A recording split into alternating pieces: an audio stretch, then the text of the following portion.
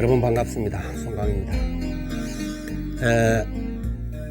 먼저 그 삼배법부터 살펴드리도록 하죠. 먼저 절에 좀 어지간히 다니신 분들은 다 아시는 일입니다만은, 근데 의외로 좀 어렵게 느끼는 분들이 더 많아요. 그래서 이제 직접 그 그림과 함께 보시면 여러분이 쉽게 이해되겠습니다만은, 먼저 이제 합장반배를 하죠. 이 합장반배는 절을 해서 삼배 전후라든지 이럴 때 반드시 하는 것이니까, 합장반배를 한 후에 합장한 자세로 상체를 약간 굽히는 듯 하면서 두 무릎을 꿇고, 그 다음에 이제 이렇게 오른손이 먼저 내려가고, 그 다음에 왼손이 뒤에 내려가서 이마가 내려가면서 이렇게 땅에 대죠. 이마가 땅에 닿으면 이 손을 뒤집어서 귀 있는 데까지 살짝 들어 올립니다.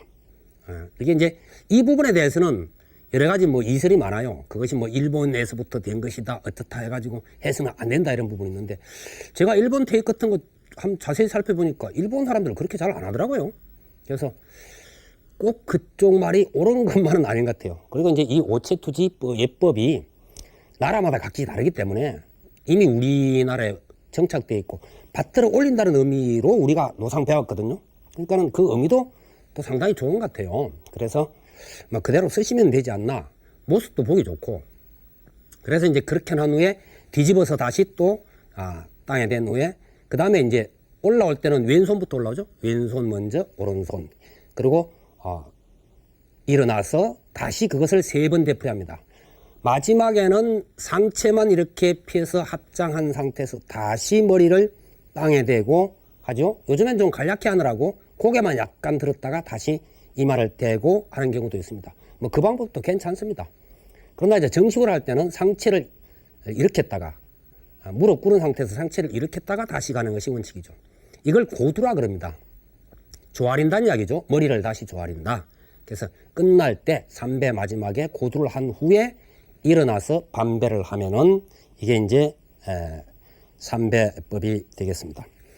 경전에 보면 부처님 당시에는 이렇게 하질 않고, 부처님이 계시면은 우요삼잡, 오른쪽으로 3번을 돌죠. 우리가 탑돌이를 할 때 항상 탑이 오른쪽에 있게 합니다. 그래서 내 오른쪽에 탑이 있게 하죠. 부처님이 내 오른쪽에 계시게 해서 오른쪽으로 3바퀴를 돌고, 시계 방향으로 3바퀴를 돈 후에 우긴펜단, 오른쪽 이쪽이 지금 장삼이 지금 없죠. 이게 이제 예법에 해당됩니다. 왼쪽 어깨만 이 가사가 걸려 있고, 오른쪽 어깨에 가사가 없죠. 남방처럼 우리가 그 장삼이라든지 이런 것을, 속옷을 입지 않으면 뭡니까? 가사가 여기만 걸리게 됩니다. 물론 가사를 다시 돌리면 여기까지 오는 경우도 있습니다. 추울 때 남방에 보면 좀 날씨가 춥고 한다 싶으면은, 쌀쌀하다 싶으면은 다 말아서 오른쪽 왼쪽 어깨를 다 감쌉니다. 그러나 예불을 할 때 보면은 오른쪽 어깨를 반드시 내놓죠. 그리고 우설착지, 오른쪽 무릎을 땅에 꿇습니다. 그리고 이제 부처님이 계실 때는 부처님 발에다 직접 이마를 대는 예법을 했습니다. 그런데 그 남방 불교나 이런 쪽에 보면은 또 다르게 하는 예법이 있죠. 오체투지가 완전히 땅에 온몸을 쫙 뻗어서 손끝에서부터 발끝까지 하는 경우가 있습니다. 이것도 역시 이제 하나의 오체투지 예법입니다. 그리고 이제 우리나라 오체투지를 할 경우에는, 처음 할 경우에 좀 어색하기도 하고 습관이 안 돼 있어가지고 엉덩이가 하늘을 향해서 치켜듭니다. 근데 이게 붙어야 됩니다. 내려가야 됩니다. 그래서 이 발 자세를 이야기하는데, 발 자세 할 때 보면은 오른발 바닥 위에 왼발등이 포개지는, 그러니까 왼발이 오른발 위에 올려지는 방식을 취하죠. 그렇게 한 상태에서 엉덩이가 바싹 이렇게 닿는 형태로 되어집니다. 그래서 절을 할 때, 엎드렸을 때 발 자세가 그렇게 포개진다 하는 거죠. 이렇게 포개져서 이렇게 간다 하는 겁니다. 걸어 다닐 때 우리가 차수라고 하는 게 있는데, 차수 이렇게 손을 포갠다. 손을 포개고 이렇게 다닙니다. 이게. 이건 어느 손이 가든지 상관이 없습니다만은, 손 자세가 항상 아랫배 쪽에 이렇게 두고 이렇게 포개고 가는 경우가 있습니다. 이거는 이 손이 가든 이 손이 가든 상관이 없습니다. 그럼 편한 대로 이렇게 하시면 되겠습니다만은, 이것처럼 발도 역시 절할 때는 포개집니다. 그래서 이제 방식을 이제 이해만 하시면 되겠습니다. 삼배는 보통 이제 기본이고요. 예참이라든 이럴 때는 자기가 하고 싶은 대로 하시면 되고, 법당에 들어갔을 때는 상단, 부처님이 계신 쪽을 먼저 예를 올린 후에 각단, 보살님이 계시는 곳이라든지 아니면 신중단이라든지 이렇게 이제 차례대로 예를 올리면 되겠습니다. 그리고 법당에 다닐 때는 반드시 부처님이 계신 곳을 계신 곳 쪽으로 등을 돌리지 않는다는 원칙이 있습니다. 그래서 항상 옆쪽으로 몸을 약간 이래서 앞쪽이 가능하면 부처님 쪽에 가듯이 하고, 합장한 상태에 다니고 뒷발꿈치를 들어서 쿵쾅거리지 않고, 다른 사람이 절을 하고 있으면 그 앞쪽을 지나지 않고 뒤쪽으로 가고, 중앙에 있는 쪽에는 비워두고, 그 다음에 중앙에 놓여있는 자복은 스님들 자복이기 때문에 거기 가서 절을 하지 않고, 이런 몇 가지를 이제 갖추면 되겠고, 그 다음에 내가 공약물을 가지고 왔다, 과일이라든지 이럴 때는 법당을 관리하는 분이 계십니다. 큰 절에는. 아니면은 스님이나 아니면은 뭐 사무실 혹은 공양간에 있는 분에게 의논해서 불기에다가 깨끗이 씻어서 정성껏 올리는 것이 좋으리라고 생각이 되어집니다. 또 하나, 어떤 분들은 그 예불 때 올리는 그 닭인물을 또 올리고 싶어 하는 분들이 계세요. 그래서 이제 그걸 자기가 들고 나와가지고 물을 아무 때나 이렇게 버리는 경우가 있는데, 이게 반드시 물어서 그 닭인물을 버리는 곳이 있습니다. 물이 빠지게끔 이렇게 장치가 되어 있는 곳이 있어요. 거기다가 두는 것이, 쏟는 것이 옳다 하는 것이고, 법당을 나올 때 다른 분이 없으면 초를 반드시 끄고 나와야 됩니다. 화재 위험도 있고 여러 가지 그래서, 화재만 아니라면 뭐 켜두어서 항상 좋겠는데, 참 그런 위험이 있죠. 그래서 이제 끄고 나오고, 또 나올 때 조용히, 촛불 끌 때도 마찬가지입니다. 반배하고 끄고 반배하고 물러나고, 이건 뭐 기본입니다. 그리고 법당도 등을 보이고 나가는 것이 아니라 앞을 보이고 뒤로 물러나는 방향으로 간다 하는 것, 이렇게 이해만 하시면은 뭐 큰 무리가 없을 겁니다. 그 다음에 도량에 이렇게 다니거나 할 때 예법을 간단하게 좀 몇 가지 살펴드리겠습니다. 도량을 다닐 때 막 쿵쾅거리고 돌아다니는 분, 또 바쁘게 막 이렇게 쫓아다니는 분, 이런 것들은 물론 급한 일이 있으니까 그렇긴 하겠지만은 삼가야 될 것 중에 하나입니다. 또 하나, 이렇게 팔짱을 끼고 다닌다든지 뒷짐을 지고 다니는 것, 아까 차수 이야기했죠? 이런 것 피해야 됩니다. 그 다음에 또 어떤 분들은 그 슬리퍼 같은 걸 땅에 끌고 다니는 분들이 있는데, 이런 것들도 역시 옳지 못한 겁니다. 또 여러 사람 친구들과 왔을 때 큰 소리로 웃고 떠들고 다니는데 어느 곳에서 스님이 지금 공부하고 있을지 모릅니다.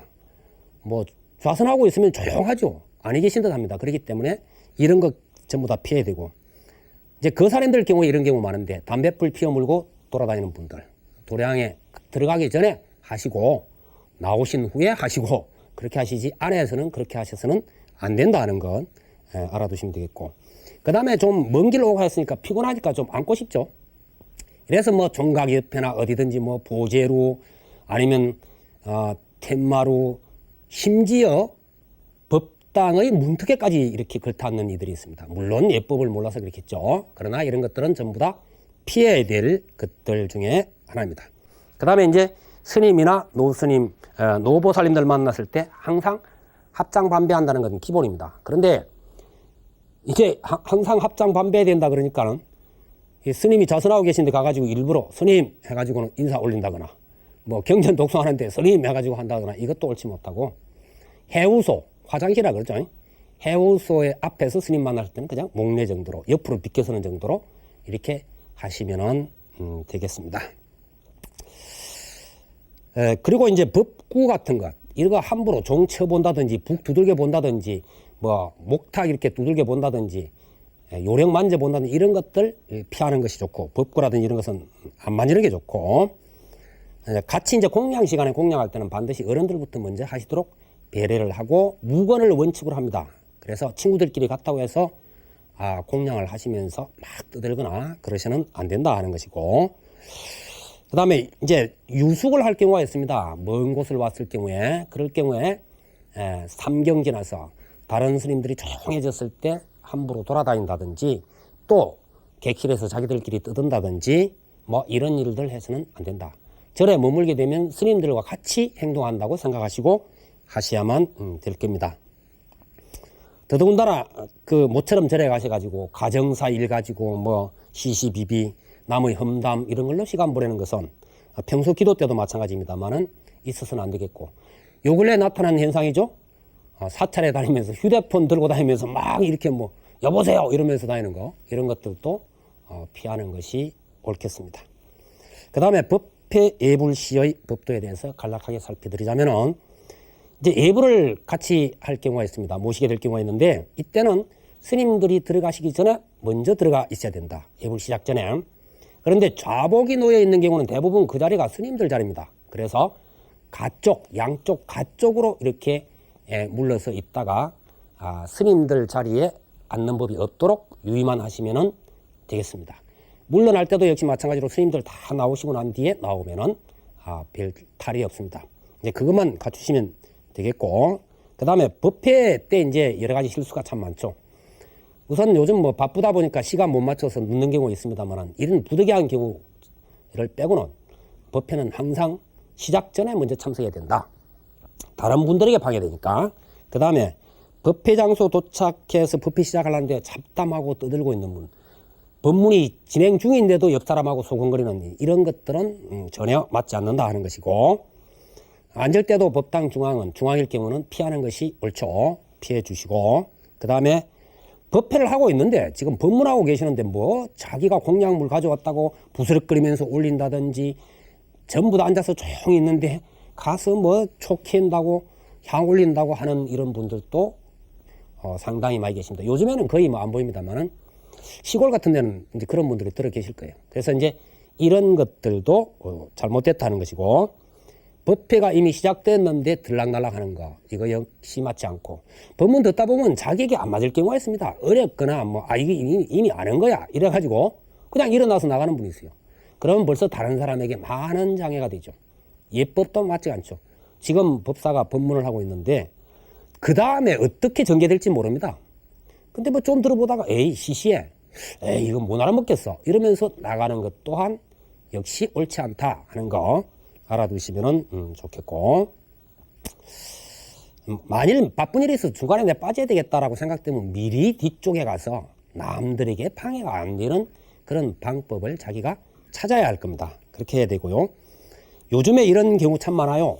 법문 중에 호출기 울린다거나 휴대폰 울리는 경우, 이거 전부 다 전원을 끄셔야 됩니다. 지금 법문 들으려 하는 입장에서 그거 켜놓고 뭐 바쁜 연락 받겠다고 하는 것도 역시 옳지가 않습니다. 뭐 49제 지내는 분들도 뭐 그런 경우 허다해요. 그래서 이런 것들을 좀 안 했으면은 이거 완전히 뭐 무슨 공해지 그게.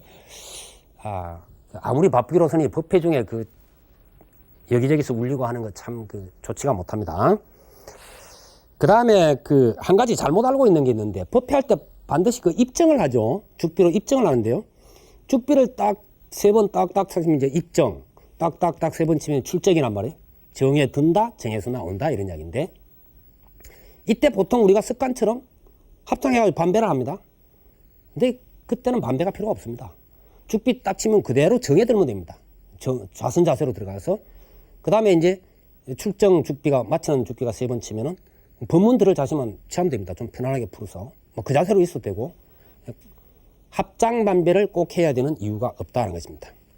그 다음에 경전을 대하는 예법 몇 가지만 짚어보죠. 경전은 부처님 가르침을 담고 있는 법보죠. 그렇기 때문에 우리가 이제 당연히 소중히 이렇게 모시는 입장이 돼야 되는데, 간혹 먼지나 뭐 더러운 것이 묻었다 이럴 때 입으로 후후 분다든지, 그 다음에 걸레, 옆에 있는 걸레를 쓱쓱 닦는다든지 이런 것들 피해야 됩니다. 반드시 정갈한 수건 이런 걸로 이렇게 털어내고 닦아내고 이렇게 해야 되고, 그 다음에 이제 경전 독송하고 기도도 하는데 바로 앞에 놨는데 막 그걸 넘어다니는 경우들도 있습니다. 근데 그렇지 않도록 미리 다 챙겨서 높은 곳에 올리는 것이 좋겠고, 경전 독송하지 않을 때는 반드시 본래 경전이 있던 자리에 올려두시면 이런 일이 없겠습니다만, 자기가 앞에 이렇게 경이 있을 때 반드시 피해야 됩니다. 피해서 이렇게 가야지, 그걸 바쁘다고 그냥 넘어다니는 이런 것은 전혀 옳지가 않다는 것을 말씀드립니다. 그 다음에 이제 불법성 가운데 승보, 스님에 대한 예법 몇 가지만 간략하게 말씀을 드릴까 합니다. 우선 우리가 절 경내에서는 뭐 쉽습니다만, 길에서는 이게 합장 반배 잘 안 되죠. 스님들은 어디 가나 표시가 나게 되어 있습니다. 명동 한복판에 스님 한 분만 가도 어디서든 다 보여요. 그렇기 때문에 우리 불자라면 그냥 뭐 성불하십시오, 반갑습니다 이런 말은 필요가 없습니다. 조용히 합장반배만 하면 됩니다. 그러고 지나가면 되는 거예요. 이런 것들은 대단히 좋은 포교가 됩니다. 그리고 아름답습니다. 그리고 스님에게 수많은 우리 불자들이 나를 지켜보는구나, 내가 참 여급하게 해야 되겠다, 이런 것도 또 되어집니다. 간접적으로. 그래서 항상 인사를 이렇게 같이 갖추는 것이 참 좋으리라 생각되고, 그 다음에 이제 그 스님네는 삼보로 복절이 된다 그랬습니다. 그렇기 때문에 이제 율법, 특히 이제 그 법망경 보살 개품 같은 데 보면은 우리 제가불자들이 스님들에 대해서 이러쿵저러쿵 얘기하지 말아라고 계율로 명시를 해놨습니다. 성단에 대해서 이러쿵저러쿵 관여하거나 참여하려고 하지 말아라, 애시당초에. 근데 요즘에 그런 게 많이 허물어졌어요. 물론 이제 스님들이 당신들이 본분에서 조금 벗어난 듯한 모습을 보이기도 하니까 뭐 그렇긴 하겠습니다만은, 그렇다고 해서 신도들도 역시 율법에서 어긋나요. 스님들 율법에 어긋났다고 신도들이 자기 율법 어긋나면서까지 자꾸 뭐 이야기하는 것, 서로 옳지가 않은 이런 일들이 참 많이 벌어집니다. 그래서 스님들은 시간 지나면 또 스님들끼리 율법에 의해서 그것이 또 해결을 볼 거예요. 그러니까 또 스님들 생활은 좀 독특해서 일반 불자들이 그냥 눈으로 보고 이해될 수 있는 것이 있는가 하면은 이해 안 되는 은행들도 많습니다. 이제 그러한 것들은 다 알려고 하면 괜히 자기 머리만 복잡하고 공부에 방해돼요. 그래서 오로지 자기 정진에 힘쓰는 것이 옳겠다 하는 것이고, 스님들 가래가면서 나 공양 올리겠다, 이거는 조금 뭔가 문제가 있습니다. 마치 스님들이 나는 말 잘 듣고 착한 신도들에게만 법문해 주겠다는 것과 같은 겁니다. 이게 옳지 못합니다, 서로가. 그래서 다만 공양하는 것은 나의 자세지 뭐 상대방 가려가면서, 그렇다면은 일반 중생들에게, 일반 사람들에게 보시 안 하게요.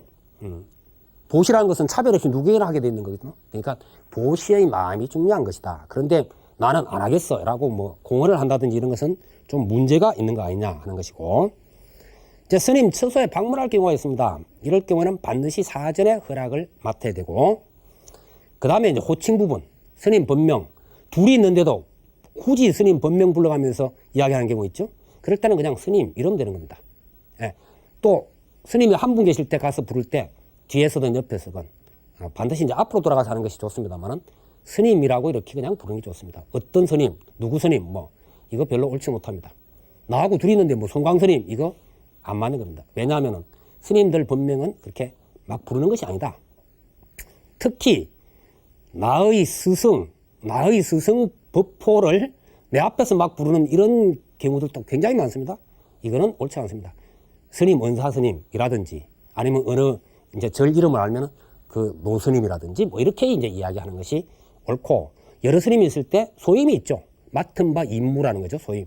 총무 소임을 맡고 있다 그러면 총무소님, 이렇게 이제 뭐 주지스님 이렇게 부르는 것이 옳다 하는 겁니다. 이런 것들 좀 유의해 주시면 좋겠고, 특히 이제 불교 방송에서 무슨 강의 같은 거 할 때 이런 경우 많아요. 서산대사가 말하기를, 이거 금방지기 짝이 없는 이야기입니다. 불타가 이야기하길, 석가가 말하길, 이거는 맞지 않습니다. 그건 일반 논문이나 일반 학문에서 이야기지, 지금 이게 우리 불교 방송에 나와가지고 소위 불자가 이야기하면서 석가가 뭐 가섭이, 이거 전혀 옳지 않은 이야기들, 뭐 고려 때 이련이 쓴, 이거 맞지 않습니다. 이런 것들도 상당히 주의를 요하는 것들이 아니냐, 이렇게 이제 생각이 되어지고, 마지막으로 전화 예절 좀 갖췄으면 좋겠다는 생각이 듭니다. 제가 상담 전화 안 받거든요. 처음에는 다 받았어요. 근데 자기는 밝히지 않고 일방적인 이야기하고 입에 담지 못할 이야기 함부로 해버립니다. 이거 아마 상담해 보신 분들은 많이 경험했을 거예요. 그래서 전화를 거의 안 받아버려요. 그러면 정말로 다급한 분들에게도 피해를 주게 됩니다. 그래서 자기 얼굴 안 보이고 자기 안 드러냈다고 하는 이런 것들은 삼가는 것이 좋지 않는가 하는 생각이 듭니다. 그래서 뭐 좀 이런 것들 듣기 싫은 거죠. 예뻐 까다롭고 괜히. 그래서 3회에 걸쳐서 제가 간단하게 말씀을 드리고, 다음 시간부터는 부처님 세계로 나아가도록 하겠습니다. 여러분 성불하십시오.